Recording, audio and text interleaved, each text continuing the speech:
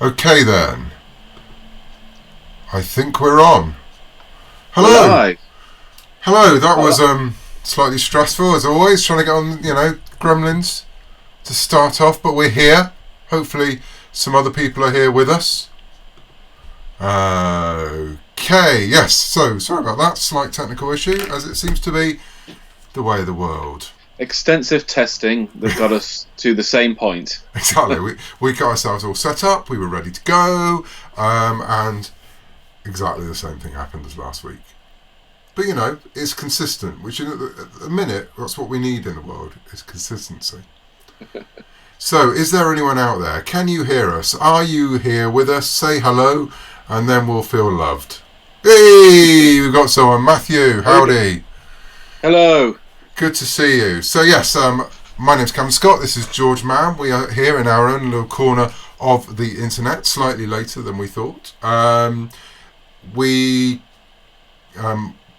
popped off earlier on to pop to the front door. For anyone watching in the States, on a Thursday night at 8 o'clock, we've got a thing over here now that we all stand at our doors and applaud the National Health Service for the sterling work they're doing at the minute. It was quite... did you have many people around your way, George? Tons, actually. We went in our back garden, because the front garden would have allowed our dogs to go out and cause chaos. Right. And actually, so we couldn't see our neighbours, but we could hear them all down the street, which was fantastic, actually. It's quite touching. And a good show of solidarity. And I think it's one of the things that, I hate to say there's plus points to what's happening with the coronavirus, but one of the things that has happened is it's bringing people together after a long period of being very divided because of the politics and the situation in Britain, yes. with Brexit and everything. So we won't dwell on that, but I wanted to kind of say it's a positive thing. I think actually it's bringing people together, this support and love of the NHS and the people who are caring for us. Yeah, exactly. I mean, because obviously one of the reasons we've been in the isolation over here is to try and make sure that the NHS doesn't get completely swamped, which it is now anyway. So the people who are working there they're saints, absolute saints. So we've had a couple of people. So Matthew said, howdy, Simon Myers is back. Hopefully not to make bad jokes this week, Simon. Even in gents, I can see the comments coming up this week. Fantastic. There we go, jolly good. So, George, what's your week been like? What have you been up to? It's been an odd week again. Balancing home life and work life in a way that we're starting to get accustomed to.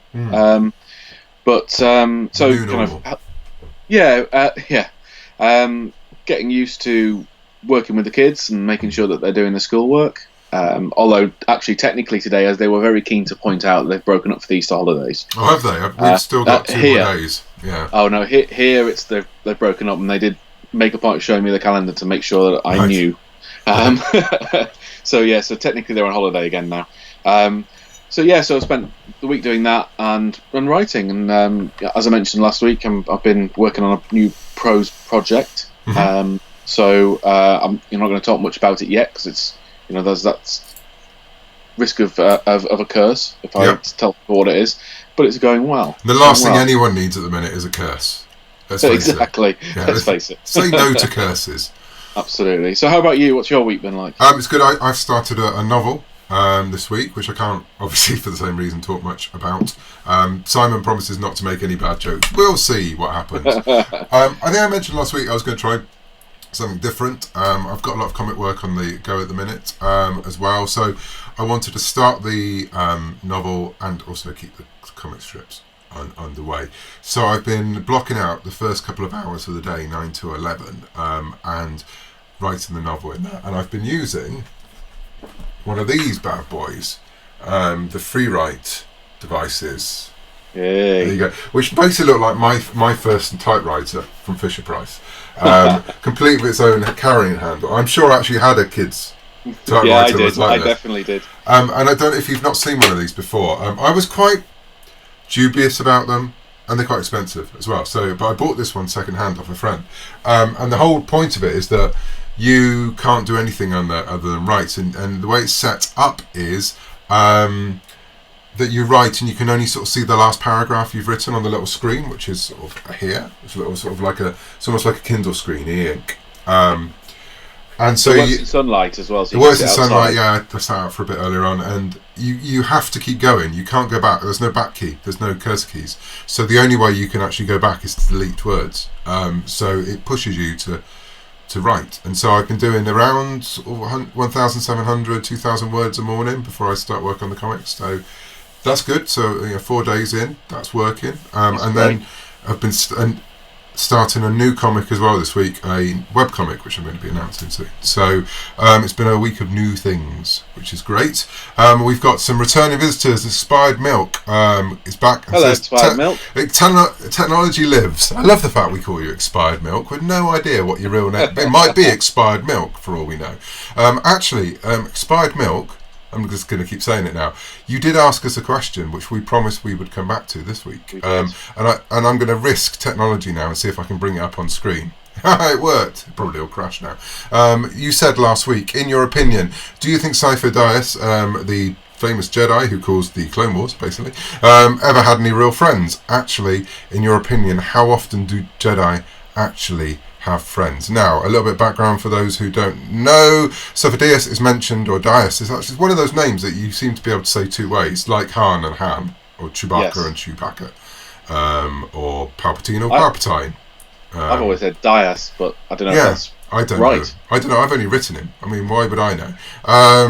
And he's mentioned in the prequel trilogy. He is the person who ordered the clones to be made. Some people thought he didn't really even exist, but he did. And in Jedi Lost, written by yours truly, which came out last year, we meet him as a child and a child friend of Dooku. So yes, I actually do believe that he had friends. He had a friend in Dooku. I think it was very important for me when I was writing that writing that audio play, that I really focused on their friendship, because I think that makes what happens in the end all the more tragic. And I can't remember which one it was, but there was a comic that came out during the EU, and I can't remember the title now, but it was it had a story in it where Dooku gets Sipho's body back after he's murdered. And it's and there's a moment when he's sort of like saying, he's apologising to his friend, and I think again it brings out that thing of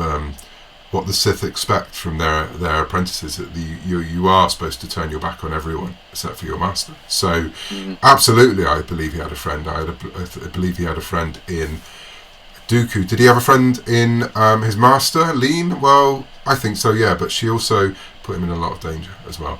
Jedi in a whole, George, what's your opinion on Jedi and friends? I think they do have friendships. I think that's actually part of the tragedy of Jedi, that maybe they're not supposed to. Maybe some of them take it further than they should. There's that whole thing about it's not supposed to get in the way of their duty, their attachments to other people. But there's also a thing about soldiers, isn't there? And I know the Jedi aren't soldiers really until the war, but they become soldiers during the war, generals, and there's that kind of argument that goes back to the ancient Greeks, really, that is if you love your fellow soldiers, you'll fight harder for them. Yeah. And I think you see that with Obi-Wan and Anakin during the Clone Wars. Definitely during the Clone Wars TV series. There's a friendship there. More than a friendship, in fact. Obi-Wan calls him, "You were my brother," it says to him, right at the end. And I think they genuinely feel that way. And that's not a bad thing in my book. I know, according to the Jedi rule book, it might be, but well, again, I think that the Jedi that we see in the prequel trilogy are the extremists by that point. They're in a way they've become all about the rules without understanding what the rules are there. And I was talking about this online, as I seem to do every now and then. That a lot of the Jedi rules come from Buddhism, come from George Lucas's love of Buddhism and the teachings, and so a lot of that has the a non-attachment policy running right way through. That you can love someone, but you shouldn't get attached to them, because in getting attached to them, you become selfish, and you want them, and you want to have them to yourself, and it will get in the way of what you're doing with your life. And of course, if you look at George Lucas's idea of what's the light side and the dark side. It's very on a very basic level that the dark side is selfishism, or being selfish, as normal people would say, and the light side is selflessness. So you can see that if you're getting attached to someone, that it becomes a possession. You're being drawn away from the light. Yeah, exactly. So, but that's an ideal to strive for, and I think what we see in the Jedi, and forgive the term, but they're all human in the sense that they're all people, and they all have their own little failings and foibles and kind of personalities. Yeah, and none of them are there attaining. Even Yoda really is not attaining that ultimate kind of goal. It's a lifelong kind of journey and that they strive for, rather than a permanent state of being. I think that's how I read it.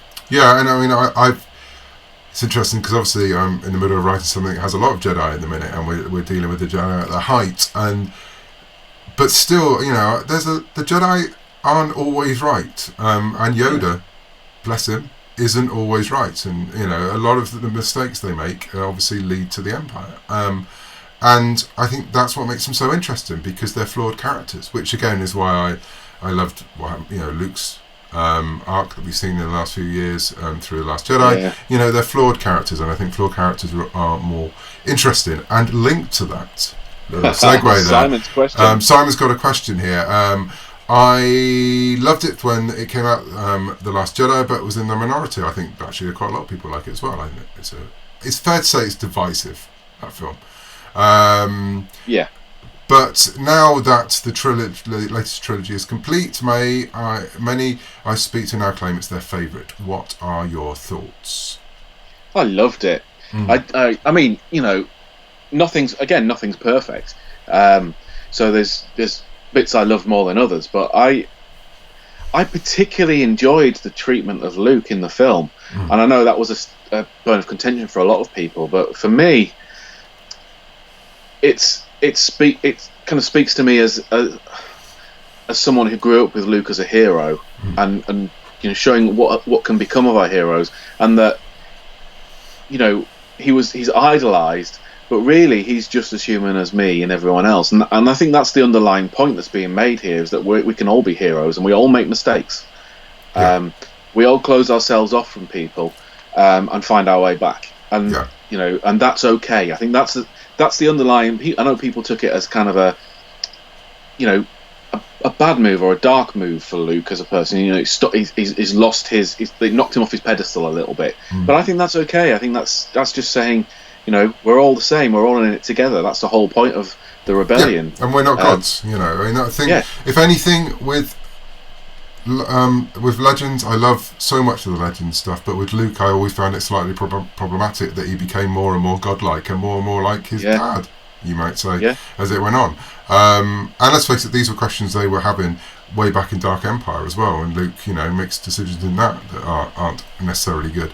But what's interesting, just to finish that point, is how actually he becomes more like Obi-Wan rather than more like Darth Vader. That's the whole point, isn't he? And we've talked about this. He's living in isolation. Yeah, I mean, he not only becomes more like him as a hermit in the same way that Yoda does, but he literally becomes it. Like, he sacrifices himself so that the rebellion or the resistance can live. He literally follows that beat. I love it. So Simon, that's an answer that I think we both enjoyed.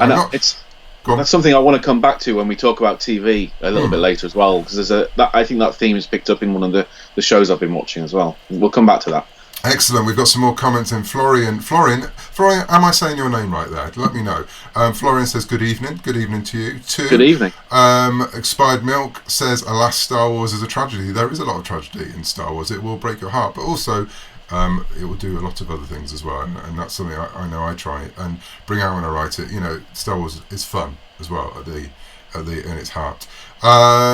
So good to see people joining us. We said this week we were going to talk about the TV that we're watching to get through the current crisis in the world. We've shared things we've watched together. We've also been watching things separately as well. We're going to talk about that. We'd love to know what you're watching at the minute, what you'd like to recommend, Yeah, things that we absolutely. perhaps haven't seen. So yeah, let's kick off. George, what are the things that you think that are really standing out for you at the minute? Well, I'm going to start with Picard, actually. Okay, yeah. And I've got to be careful for spoilers because I know you haven't finished watching the season. I'm a couple of episodes off of Picard. Behind, but Yeah. what I absolutely loved Picard. It's a slow burn of a series, but I really think it's a series that's in dialogue with The Last Jedi. Actually, maybe it's purposeful, maybe it's not, but actually that whole idea of the aged hero who has fallen, and you see that with Picard. He's not part of the Federation anymore. They don't want anything to do with him. They don't want to help him in his mission. And he has to cobble together his new crew and go on his mission, and no one really knows if he's doing the right thing or not. Including himself. Including himself. Yeah, exactly. And I love. I mean, and again, I've got to be careful because I don't want to give spoilers, but I love his trajectory through the series and where it ends. And it just made me so nostalgic. There were multiple times where I had a tear in my eye at that first time when he says, "Make it so." The final episode, I was in floods of tears. It really properly touched me, and it made me think of. I suppose it brought back all those positive emotions that I've still got for the Next Generation as a series, but it did it in a way that wasn't just a nostalgia fest, which I thought was great. It did that thing that The Last Jedi does and moves the story on and gives you a different perspective. And I heartily recommend it. I can't wait till you've finished. I know. We're behind. Well, one of the reasons that I'm behind is the fact that thanks to Discovery, my wife, who has never liked Star Trek, now watched Star Trek. So now I have to wait for her to watch Picard. So it's it has its own own things I should be glad for, because now I can watch Star Trek with my wife, but also she now wants to watch it with me, so I can't just speed ahead. I could, but that seems unfair. I love the fact that Picard is older as well, and he gets younger as the series goes on, but he's played definitely as an old man in a way we didn't see with the original crew. Now, disclaimer, the original crew movies are my Star Trek. That's how I started with Star Trek. I never really watched the original series when I was a kid. I got into it for watching the films. So I'm very used to a group of aging Starfleet officers who are just going and doing what they've always done for the last 30 years. So I found it quite interesting that obviously they went the other way with Picard. He left Starfleet. He wasn't in contact with his crew. They hadn't all stuck together. So it was terminally ill. Yeah, exactly. Yeah, and it's sort of the anti-Kirk, which he's always been. He's been from the start. But he was the ultimate company man, wasn't he? Really, when the Federation stood for something that he believed in. And that's the thing they've done. Instead of really changing Picard, they changed the Federation. Yeah, got a good question here from Florian, and thank you for saying that I'm saying your name right. That's good to know. Do you think Picard is a good show for someone to start with whose only exposure to Star Trek has been Nemesis of all shows? I'd maybe start with Discovery rather than Picard, actually. Would you? I don't know. I mean, it's good. It's a challenge. I would say watch 2 episodes of The Next Gen. Go back and watch Best of Both Worlds, the end of Series 3, first episode of Series 4, and if you can then squeeze in and watch the next episode when he goes home to France as well. Because that's exactly what I had to do with Claire, because she knew the character, she didn't really know the backstory, she knew the Borg, because on our honeymoon, the first place we went to in America was the Star Trek experience, which was a ballsy move from me, knowing that she didn't like Star Wars. Star Trek. She does like Star Wars, otherwise, let's face it, I wouldn't have married her. I would have, Claire, honest. But I took her to that, and then she had to sit through the Borg experience, which she knew a little bit about it. So yeah, we showed her. Me and our youngest daughter also watched Star Trek with me. We showed her Best of Both Worlds, and I think Best of Both Worlds pretty much sets up everything you need for Picard. And if you know the general idea about what Starfleet is, I think you're right. I think Discovery is to go into Discovery, I think it's quite a continuity fest, personally. Yeah, I guess so. I was thinking more of it's a more traditional Trek setup in the sense that you've got a crew on a ship, as opposed to Picard, which doesn't do it doesn't follow that format at all, really. No. Not until the end. You know, as it's moving through the series, the parts where you're at now, you're seeing that crew building on that ship. Yeah. But this is Justin here saying he didn't, sadly didn't enjoy it, and I'm sorry he didn't like it, Justin. It's can't be for everyone, I guess. Well, exactly. I think that's a great point, because I think we live in a world now at the minute where, especially on social media, that if you don't like something in a franchise or a series, people jump at you and say, you know, you're wrong, and it'll be, you know, and it sets off flame wars and all those kind of things. But I think it's absolutely fine to say I'm a fan of this thing, but I didn't like that element. You know, I'm a fan of this franchise or this comic book series or even the show, and I didn't like those few episodes. But do you know what? I like these other elements of it, and I think that's fine. And if we're all the same, I think we'll be very dull. Boring world. Yeah, and there's elements. I've been a Star Trek fan ever since I first saw Wrath of Khan. I struggled to get through the end of Voyager, and I never really watched Enterprise. I still class myself as a Star Trek fan, but it's just there's elements of the shows that I go, do you know what? People love that, but I don't. So very much the same here, and a similar story. I know. Unfortunately, I mean, I never got to the end of Deep Space Nine. I'd like to go back actually. Well, you should, because I mean, you know, I will take all that back, and if you don't like Deep Space Nine, I'm cutting you off right now. I have that power. I started going back, and then actually the new shows started, so I've been focusing on them.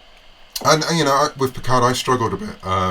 First couple of episodes I loved, and then after when they were setting out and they were getting the crew together, and it seemed to be dragging its feet a bit for me. But it's picked up since. I think as soon as the crew was together, I started to really chime with it. It started to chime with me. Yeah, and I just felt it was paced to suit an older man. You know, he's in his 80s. It's running at his pace. He's not trying to keep up with it. If you see what I mean. No. Whereas Kirk would have, you know, jumped off over the bonnet of his girdle. You know, slid over the front of a shuttle and then beaten everyone up. Which has its place, I would think. Justin has also said some top tips from him on this lockdown. Kingdom and Freud, both on Netflix, foreign language, but proper good telly. And Matthew comes in and says Enterprise Season 4 is pretty good and the Mirror Universe episodes are incredible. I will probably go back and watch it at some point. I think it's just that point I had a bit of... There's a lot of talk about franchise fatigue, and I think at that point with Star Trek I definitely had a bit of franchise fatigue, which I cannot say. I did have a good thing going though. At the time I worked in a bookshop, right. And when they launched it, I convinced everyone that worked in the shop that the first episode was going to be Scott Bakula. It was a Quantum Leap crossover, and he was going to jump into the Enterprise and go, oh boy, and then find himself as the captain for the series. Right. And they were all disappointed that it didn't come true. So basically you stopped everyone watching? No, I was encouraging them to watch. Oh, right, okay. What else have you been watching, George? Mandalorian. The Mandalorian. Now we can watch The Mandalorian. Yes, now we finally got Disney Plus. Yeah, actually, I'm giving Disney Plus a lot of attention. I'll come to some of the other things I've been watching on there afterwards. But Mandalorian, I'm loving so far. I now understand what all the fuss is about with Baby Yoda, or the child, as he's meant to be called. Yeah, it's really interesting because, again, that's a very different pacing. And that's what I think. What I'm loving with all the streaming stuff. Mandalorian feels like something from the 80s, even to the fact they've got down to having the concept art over the closing credits. Yeah. I love that. It feels a bit sort of like story of the week, while obviously having the arc going through it. And I love the fact the episodes are shorter, and it's just it's a good bite-sized TV. But then, interestingly, my youngest daughter, when we watched episode 2, she was like, "Is that all that happened?" And she really? Was, because she's used to episodes being packed of stuff, and episodes of like Resistance and Rebels and that when loads of stuff's going on, and we got to the end. She was like, "But that entire episode was him getting the child off the planet," and I was like, "Yep, that was it." And so it's interesting how she viewed in a slightly different way to me, because I was loving the pace of it and swathes without dialogue, and I love him going up against the Sandcrawler. That was just an amazing sequence. It's fantastic. Great to see Giles in that way, doing something different. Yeah, off-world Jawas, amazing. Yeah. And as I said on Twitter, they were not practicing social distancing when they were eating that egg. There was a lot of face touching. Florian said we actually rewatched Steamboat Willie on Disney Plus earlier today. My wife hadn't seen it before. It's kind of where this whole Disney thing started, so it felt appropriate. I love Steamboat. I love it as well. Yeah, I love it as well. We've been going. What have we been watching? We haven't watched that much, to be honest. We watched the new Aladdin, the Will Smith Aladdin. Now, Aladdin is my favourite Disney film. The animated one. The animated film, yeah. So I love that film, and I love the soundtrack, and I love everything about it. So I went in dubious, to say the least. But the family wanted to watch it, and we have Friday night film nights at the minute.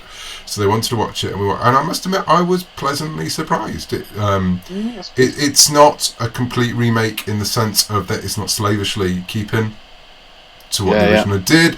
He definitely plays it. It's definitely the Fresh Prince sense of the genie rather than the Robin Williams. There's enough of a little bit of a tribute in there to make it a tribute, but also it's enough to make it his own character. And they developed a lot of the other characters. Jasmine actually has a proper little arc at one point, and she's a handmaiden, and you understand a bit more about their background. So I think I would still watch the original over it, but I enjoyed it. It was good. Justin says The Mandalorian is so good. They should let Mr. Favreau do a film. I agree there, absolutely. So you said you've been watching. Florian says Steamboat Willie should get an animal cruelty warning. But yeah, it's delightful. So many of cartoons of that time should get a cruelty warning. What else have you been watching on Disney Plus? Just like I said, we're not sponsored by Disney Plus. No. I'm sure we'll move on to some of the other stuff we've been watching as well. But I've actually, partly because it's new and it's there, and I've been waiting to watch The Mandalorian. But actually, my youngest daughter is 11, and she's obsessed with Marvel. So she watches all the films. Obviously, she's not watching the Netflix series, which would be a bit brutal for her. But we sat and watched our way through both seasons of Agent Carter and the first season of Runaways. Now, Agent Carter, I'd seen the first season before. But watching it with Emily, I kind of really got into it and really enjoyed it. But Runaways is the one thing that surprised me, because I kind of wasn't, I'll be honest, I wasn't expecting to enjoy it. I thought it was going to be very much just a teen fest. But it's great. I don't know, have you seen any? No, I haven't, and I must admit I don't know much about it either. The trouble with the Marvel stuff, and I am a massive Marvel fan, I'm a big fan of the MCU, it was just that thing of there is so much of it, and I've just about kept up with the Netflix stuff. We've just about kept up with S.H.I.E.L.D. And then there's Cloak and Dagger, and there's the Runaways, and there's and I've got a little bit lost. But obviously the great thing is we can go back and rewatch these now through Disney Plus. And that's what's happening. Yeah. So so I'd recommend the Runaways. It's good fun, and it's got a dinosaur in it. I mean, anything with a dinosaur in it's great as far as I'm concerned. So anyone who's seen one of the brainstorming boards from Project Luminous knows that we quite like dinosaurs. So, yeah, exactly. And then the flip side of that is my eldest, James. I've started watching Daredevil with him as well on a night. So we've just done the first season of that together, and I really enjoyed revisiting that as well. Reminded me how good Charlie Cox is in the role, and how well he acts blind. You really believe he's blind. What he does with his eyes, it's incredible. Did you see he was talking about he went for an audition afterwards, and he was struggling with the audition, and they said to him, "You're not looking at us when you're doing the audition, and you're not looking at the camera because it was supposed to be a direct-to-camera piece." And he suddenly realised he couldn't do it anymore. He was constantly looking off to the side and playing blind, and he had to train himself again how to act opposite someone and look at them while he was talking. Wow, I know. Wow, which I suppose that's proper method acting, isn't it? He threw himself so far into it. Exactly. So I haven't seen season 3 of Daredevil yet. I haven't yet. So, or in fact, quite a lot of the other series of kind of connected to that ground level, more R-rated stuff. All from Netflix. So me and James are going to work our way through the whole lot. So Jessica Jones starts tonight. Jessica's amazing. I think my favourite series is Luke Cage out of all of them. Then it goes Jessica, then it goes Daredevil, then it goes Iron Fist, with the Defenders sort of somewhere in between because it's got all of them. Jessica, I think, is amazing. But yeah, Luke Cage, I just love the world of it, and I thought it was amazing. And I'm so sad that little corner of the universe has stopped. Jesse Jarrett says my father's blind, and yeah, he does a great job as a blind person. So that's obviously that's an endorsement. Endorsement there. Florian said Agent Carter was amazing. It sadly got cancelled. Again, it's one I haven't watched yet, so I'm glad it's on Disney+. It's good. It's really good. It feels like it's set in that film universe in a way that the others, like Daredevil, is one step removed and with a different tone. Yeah. And I love it. But Agent Carter feels like it's part of that film universe to me. Yeah. So. Excellent. All right, let's move. Oh, hang on. Simon says, George, in Runaways, do they use the same slang that Brian Vaughan made up for the Runaways book? He created. You know what? For the book. I'll be honest. I've not read the book, and I haven't noticed, which probably means that they have, and it's not dated. Right. I guess because nothing about the show seems dated to me. Cool. So, you mentioned you've been watching other things as well that aren't Disney Plus. I know there's a series that we've both watched, and I think I recommended it to you at first. You've probably seen it pop up anyway, but it's called I'm Not Okay With This on Netflix. And how to describe it, really? It's a coming-of-age, super-powered, kind of horror-y... Well, let's call it what it is. There are real elements of Carrie in there, and there's real elements of the psychic side of the Stephen King universe, and a bit Stranger Things, but not quite. And also, there is a massive link in with the Stephen King world in the fact that the two main actors are part of the cast of it. Yeah. So it automatically feels part of that world. So if you haven't seen it, it's about a girl coming up to her prom, and she doesn't exactly fit in. She's not one of the cool kids as such, and she starts to develop psychic powers. She starts to develop telekinesis, but that's the backdrop to the real drama, which is again drama. In the best way that something like Buffy was. It's about young people growing up and coming to terms with themselves and their sexuality and their friendships. And their schooling, whether they're bullied or not, and how they cope with it. And for me, it's a masterclass actually in writing a tight script. That first episode is 19 minutes long. And every episode's only kind of, I think the longest is 26, something like that, but most of them are around 20 minutes. And there's 8 episodes. By the time you finished, I think it's 8, isn't it? Yeah. I think you get to the end of the season, and I reflect on it now, and I feel like I watched a whole season of full-length episodes. Absolutely. That well structured and that well delivered. And the cast is great. It's there's an amazing. Oh, what's the kid? The main kid's. The boy the drug dealer that she hangs around with. I can't remember his name. His name's gone completely. The character's name. Yeah, anyway, I've lost it as well. Yeah, him. He's just got an amazing character bit. That he drives a really crappy car everywhere. And he drives up and he thinks he's the bee's knees in this car. And every time he drives up to it, he has to lower the window, and it's the slowest window drop in the world. And all the time he's smiling. Because it's so cool. And Sid, the main character, she's just waiting for the window to wind down, isn't she? Yeah. There's this awkward silence while they wait for the window to slowly roll down. When they could talk at any point during the wind down, but it has to be now, and it's just beautiful. It's so worth it. I think the whole thing's fantastic. I actually think it's the best show I've watched in the last couple of years. Full stop. Yeah, no, it's really, I'd go that good. far. We've been Matthew has come in and says, wait, we forgot to mention Clone Wars. Or did you guys talk about that before? We hadn't. Jesse then says, I don't think the UK has it. It started on Disney Plus now as well. Episodes now. Yeah, I've written. I'm not written. No, I wish I had. I watched the first 3. So I've watched the first 3 of the Bad Batch. I've only watched the first episode, the first of the Bad Batch one. Yeah, I love the characters of the Bad Batch. I would watch a whole series of them. I'd sort of seen, because those episodes have been on, the I can't think what the word is, but the early, the roughs of them have been around for a while, and you can watch them online. So I've seen a lot of those scenes before in that. So, but yeah, I love the In fact, I think I would have rather, we didn't have Rex and Anakin. I just want to watch I want to write that comic. yeah, so I've been enjoying it. I've been waiting. I'm now just waiting for Ahsoka to turn up, and I know more about these early episodes than I do the later ones in the run. So I'm looking forward to those probably and more, because I sort of knew what was coming for the first three. Me too. But yeah, I mean, it's just so good to have them. I mean, the Clone Wars has some of my favourite Star Wars of all time in it. So we talked about that a bit last episode. So yeah. And I've still got the back half of season 2 of Resistance to watch as well. I've still got the back half of season 1 because I've not watched that yet. So, right.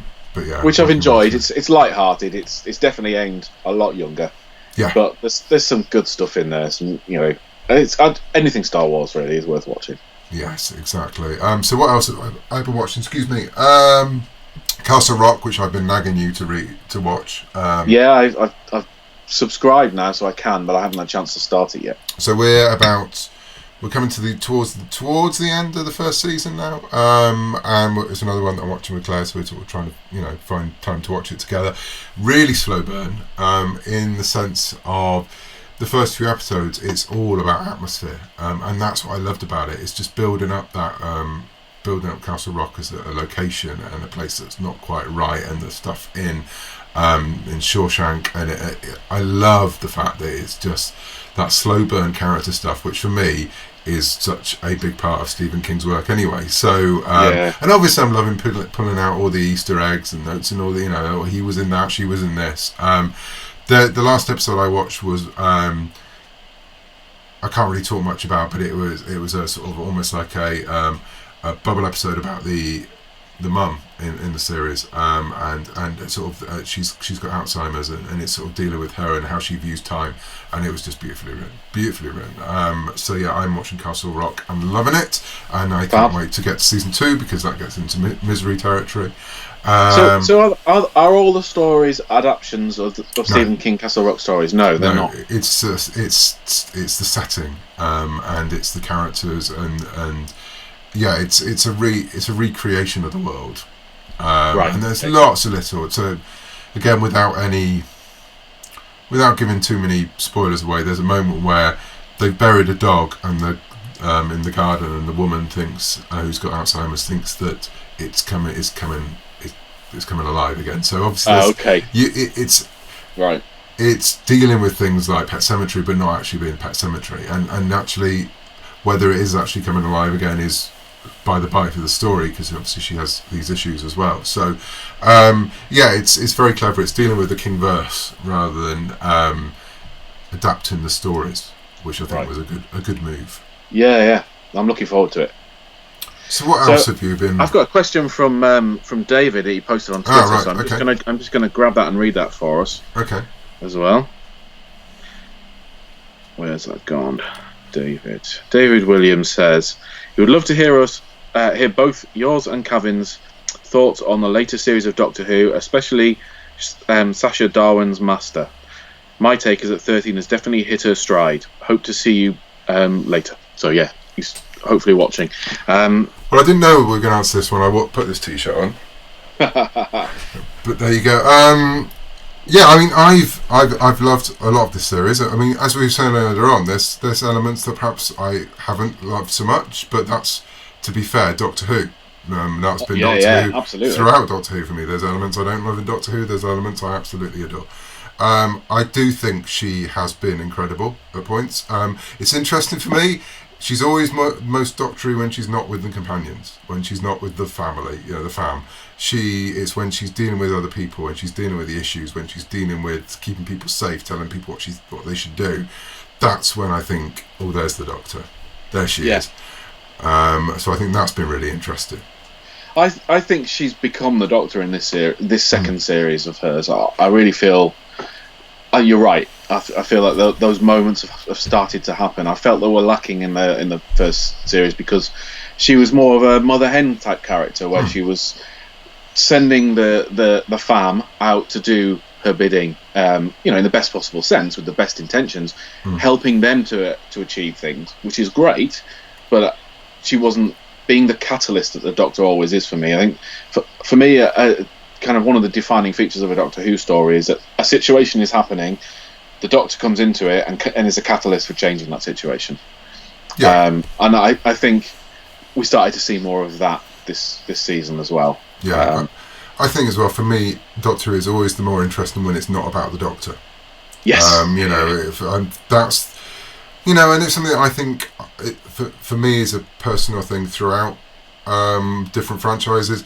James Bond, I always like when it's not about James Bond, when it's about the mission he's on. Sherlock Holmes, when it's not about Sherlock. I want to see these people who are these heroes and these geniuses and these. I say heroes. I want to see them being heroes. I want to see them solving situations, going in, making a difference. I don't necessarily want to delve too deeply into their personal history. No, and for everything to be linked. And I mean, it's one problem I've had with the latest Bond films is that the fact it's all linked in. It's all about Bond at the minute. And I'm perhaps it's an old-fashioned view, but I'd quite like to go back to James Bond being out there, for England and the world. Each film being a standalone story, really. Which again, I think other series get right. I think Mission Impossible. We've both talked about. I always say that Mission Impossible is out Bond and Bond these days, it's sort of become my Bond film of choice. And obviously, you have the character arcs, you have the relationships, and there is returning villains and there's returning characters, but largely it's about the situation they find themselves in and how they're going to get out of it. It's not about the fact that it's something from their past necessarily that's coming back. And if it's coming back from their past, it's coming back because they have to stop stop it destroying the world rather than stopping to bring them down. And I think that's something that I struggle with when shows become too insular and too much about the character. Yeah, I wholeheartedly agree. Just to pick up on Dave's point about the Master, though, I thought Sacha Darwin was amazing as the Master. I thought the reveal worked really well at the start of the season, and I think his performance was great. I think it was manic and insane, but not in the same way as John Sim or Missy. It kind of really felt like he was his own Master, but he was definitely the Master. There was a level of spite in there that you need, I think, with that character. And it's not always manic. There was a moment, moments of calm in there as well, which is when the Master is always the most terrifying. And when Missy was as well, to be honest. Star Wars Refuge have rejoined us. Hello Star there. Wars Refuge. They liked the stream. Thank you. And we had a few problems at the beginning. We haven't had so many problems during, he says. That means they're going to start happening now, aren't they? As well. The fam. The people are talking about the fam as well. I think for me personally, I think the time has come for the fam to move on. And perhaps some time with the Doctor and one companion again. It's something that it's always... Go on. Sorry, I'm interrupting you. I didn't mean to. The show always for me. I'm gonna. For me, the show. No, please do. For me, the show always struggles when say what you think. There's three companions in the TARDIS. Apart from the first season, perhaps, where you've got Susan and Barbara and Ian, but there's a slightly different relationship with Susan. Yes. And even then, it sometimes struggles to find something to do with all of the characters. And then you get three people again when you've got Turlough and the Fifth Doctor and Nyssa and Tegan. And again, there's always feels like there's a spare wheel in the TARDIS. I think it's the reason they didn't have Mickey and Rose and Jack all at once. And trust me, as we both know, it's hard writing a Doctor Who story when there's loads of people in the TARDIS. You've got to find stuff for them to do. And back in the original series, in the 20th century version of Doctor Who, we had weeks and weeks to give them things to do. But now, when you have an hour TV program, you've got to try and break them up. And there are points when the new series has done it really, really, really well. Absolutely. But usually by taking the Doctor out of the equation. So that they're on their own. I think it's a personal choice. I would love to see this Doctor with a friend, with one friend that they go through, and you have that kind of relationship that we've not seen her have to cope with. And obviously, I mean, there's stories that people are leaving around the Christmas special and things like that, or the holiday special, and it'll be interesting to see where it goes. But I think, I think the fam served its purpose. Absolutely. And I think I personally, and also those arcs are done in a way. You know, Graham's arc is played out, and I love Graham, and I'm sure we're going to see him before. Let's face it, there will be a big finish. At some point. Graham was one of the best things about the first season for me, but I think in the second season he'd lost some of that vitality because, as you say, he kind of completed his arc a little bit. But yeah, so stuff I've loved in this series. I loved the episode set in Gloucester, and with all the reveals and just the sort of, now what they're doing. I love Jack's the sleight of hand of Jack's return, and the fact that it's all just to distract you about what's going on over here. The fact that his ship looked like a TARDIS, you think it's the Master, and you hear Jack's voice, and then you think that's going to be the main point of the episode, but no, it's all there to distract you from the fact that there's this other quite major thing going on over here. I love the Frankenstein episode. I love the design of the new Cyberman. I mean, there's lots there that I enjoyed. There really is, yeah. Okay, sorry, I was just checking too. Right, so I think people saying they think the current season was a bit too busy finding stuff for people to do. So it's definitely a problem. And as I say, even when I was writing the Ninth Doctor, Rose and Jack were just 3 characters. It was hard work at times, and then I added another one just to make my life harder.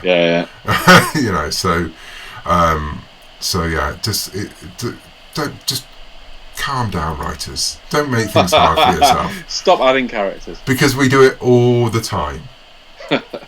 Simon says the Doctor and Graham would make a great dynamic. Actually, it would. I agree, Simon. I think they would be spot on. So, I'm trying to think. All the shows I've been watching, it's slightly different tack here, but the Great British Pottery Throwdown. I don't know if you've seen an episode of this. You're laughing at me. I can see the smile.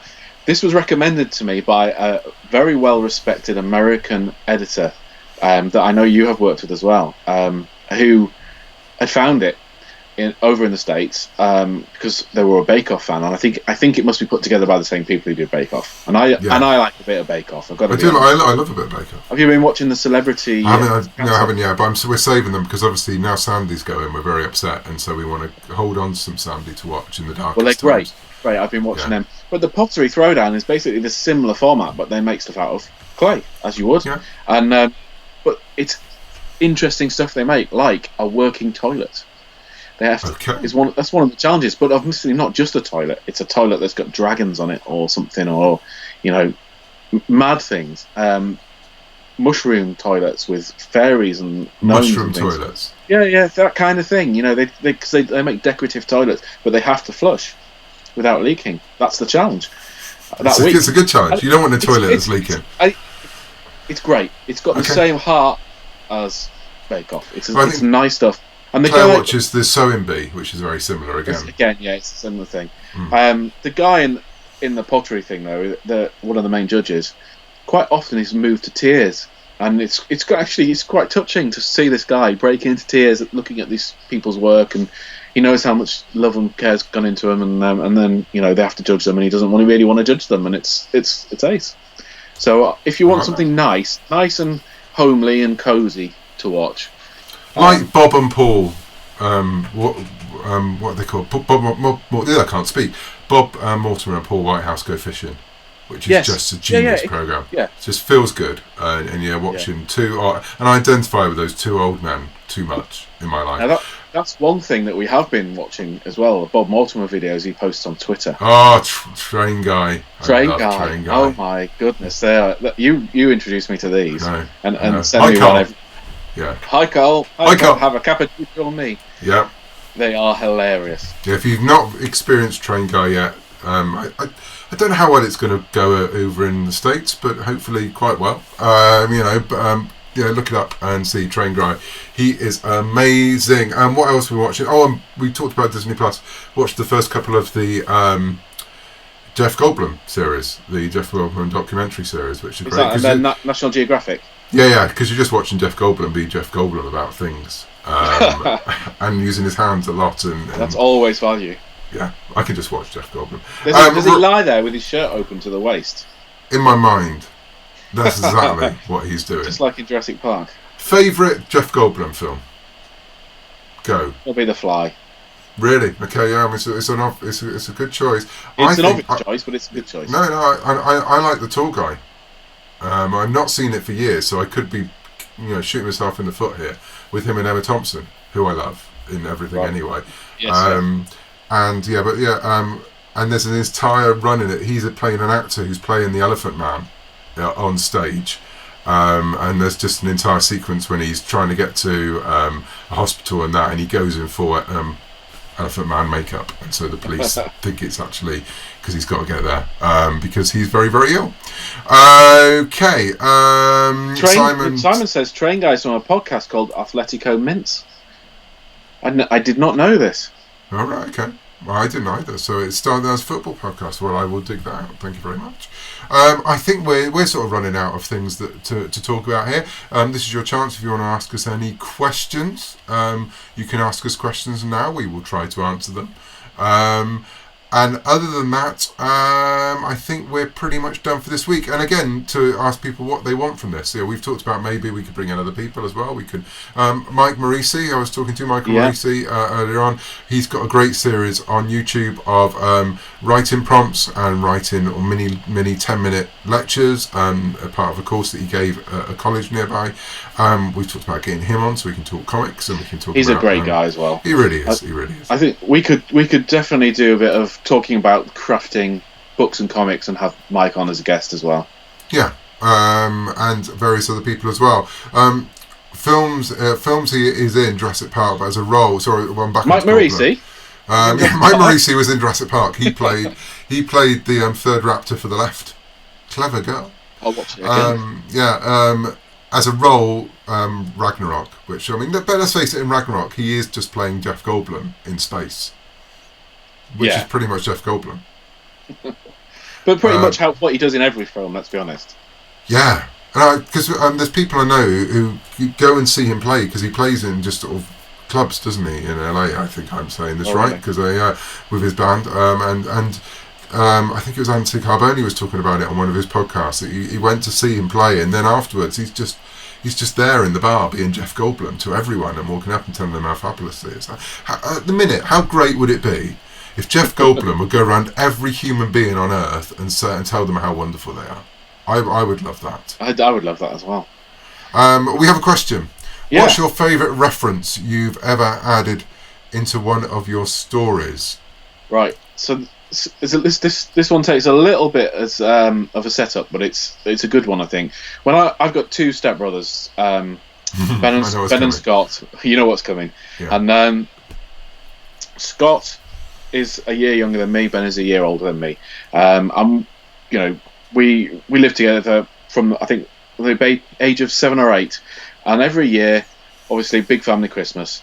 And one year we all got new mugs for Christmas, and Ben got a Dennis the Menace mug, and he was, I think it was Boxing Day after Christmas. I got a new Walkman. I was sat with my Walkman in the living room, no one else around. Ben comes in picks up his Dennis the Menace mug, starts throwing it up in the air, catching it in the other hand, throwing it up in the air, catching it in the other hand, drops it, and it smashes.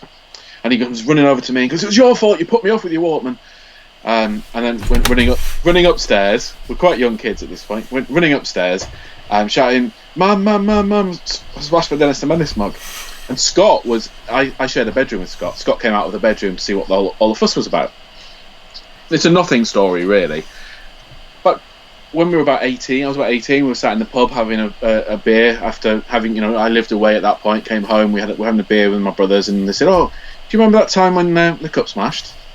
Ben smashed his cup at Christmas, and me and Ben were laughing, and Scott says, "Oh, I remember it." And me and Ben turned to him and said, "You weren't there?" And he said, "No, I was there. I was in the living room." And we said, "No, you weren't there. You were upstairs."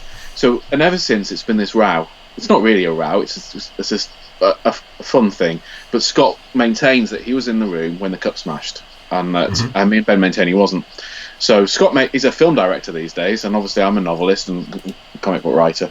So we always put in sneaky references to Scott wasn't there when the cup smashed, and he puts things in saying that he was. So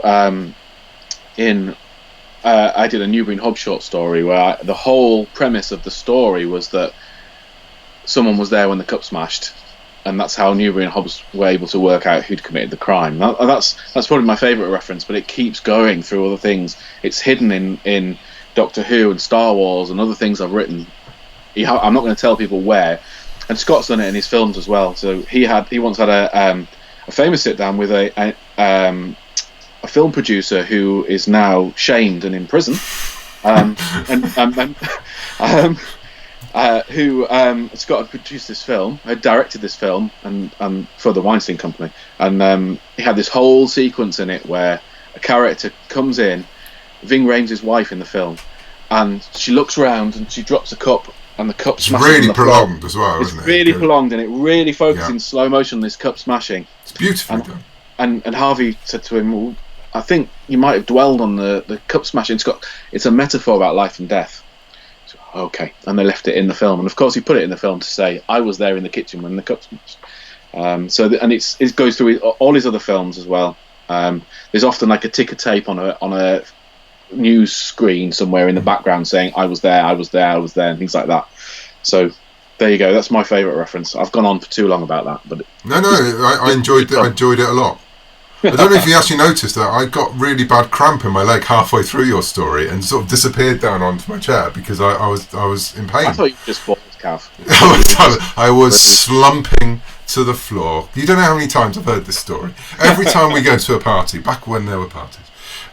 This will come out at some point, and we will have to stand there and nod and go, yes. But it is a very good point. And I do like that cup in that film, particularly. My favourite, I'm known for putting references into things.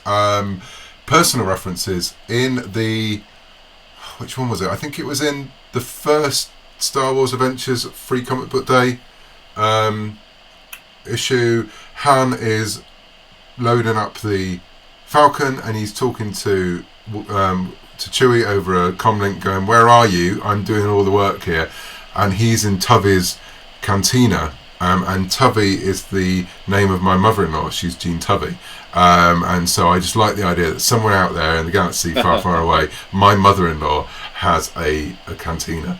And also in Star Wars Adventures, we have the Tales from Wild Space backup, and there's a little ball droid, a green ball droid there who is Boo, B-O-O, and he's named after my youngest daughter, whose nickname is Boo, so I like that. I do slip a lot of and on the wheel, which people who used to read the old Marvel comics and a lot of the EU will know the wheel.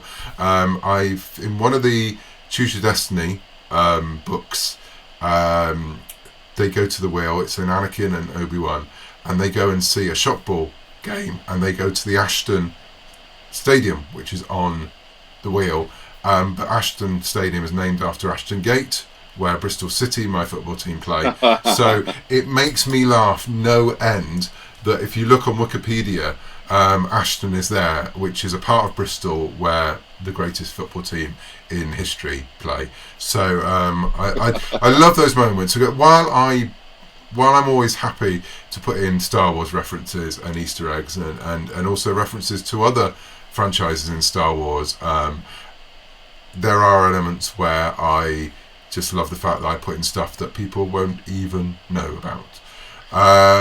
So we've got here Sunrise says Dan Slott absolutely giggles when he tells that he put the lyrics of Friday into a Spider-Man book. Professor Django, also from the Star Wars Refuse. Got to that point in the evening. He's joined us. Excited to be able to tune in live today. We're excited to see you here. I've got a little spinning ball of death on my computer, so that's always a worry. Perhaps that's the universe saying you've talked too much. Nice, love football references. So do I. Jason Fry and I always talk about the fact that he puts a lot of references as well. He's not with soccer, obviously, but there's a Venn diagram of science fiction and Star Wars and sports references. I think there should be more sports in Star Wars. Let's face it, there's been a few over the years. Yeah, I know you don't agree. Yeah. Well, you can see I'm pulling a face. It's like, no. No, but it's good. It's good. Professor Jones, I'm sure the greatest football team in history plays at Old Trafford. Professor Janga, I'm so glad you joined us today. We're now going. Fun fact, baseball had to be resurrected in track, but soccer is mentioned as if it never left, which it didn't. No, exactly. Soccer, or as we like to call it, football. Yes, Football and the Canadians never apparently as well, according to Matthew. Yes, that's always good to know. The Canadians understand. Everyone understands football except for George. But never mind. Right, I think we've probably got to the point. Yeah, I think we're coming up to an hour. We're coming up to an hour. It's been lovely. Thanks for joining us. Thanks for sticking through some of the technical problems. Next week when we do this, hopefully I won't have a final panic when I'm underneath my desk, rebooting everything. If there's a few questions here that have been asked, we'll come back to these next week as well. Let us know underneath in the comments of anything else you'd like to see us talk about, whether this has been a good chat, a bad chat, whether you didn't care at all, whether you cared too much. We want to know it all. Obviously, like the video and subscribe to the channel. Tell all your friends about it. It will be up there for you to watch later if you want to relive this. If you want to relive George's story about the teacup and spot the moment where I was in great pain, properly great pain, and I just do this in my chair because I thought I was having a stroke. Okay. Well, it's been lovely to see you. It's been great. It has been. I thoroughly enjoyed it, actually. Yes. I'm now waiting for the ball of death to stop spinning so I can actually stop the live show, which is a worry because we could just be here for the rest of the day or night because I can't press finish. So there we go. Right, we have an opportunity. I'm going to say goodbye. Thank you for joining us, and we'll see you everyone. Again next week. Yes, it's not letting me do it, George. The universe is now saying that we must stay until we're live forever. We are live forever. Bye bye. Is it going yet? It's not going. Let's just stare awkwardly at the camera.